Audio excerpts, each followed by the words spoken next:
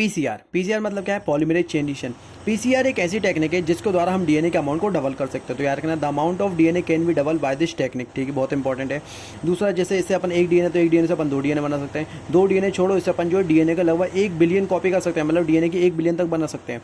Given by किसने दिया ये टेक्निक? अपन को कैरी मुलिस। उसके बाद में इंस्ट्रूमेंट कौन कौन से यूज़ होते हैं, तो ये भी पूछा जाता है नीट में कई बार। तो इसमें यूज़ होता है अपना पीसीआर मशीन। उसके बाद इसमें एक बहुत इंपॉर्टेंट ट्यूब यूज़ होती है जिसका नाम है एपेंडॉफ ट्यूब। याद रखना, एपेंड्रॉफ ट्यूब।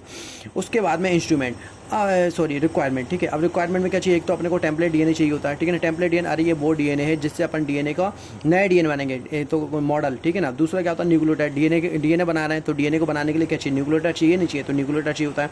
प्राइमर। प्राइमर बहुत इंपॉर्टेंट है, पूछा जाता है पीसीआर में क्या यूज़ होता है, तो प्राइमर। प्राइमर क्या होता है? ये एक स्मॉल न्यूक्लियोटाइड का फ्रेगमेंट होता है, मतलब छोटे जो न्यूक्लियोटाइड होता है उसका एक जो स्मॉल फ्रेगमेंट होता है। ठीक है ना।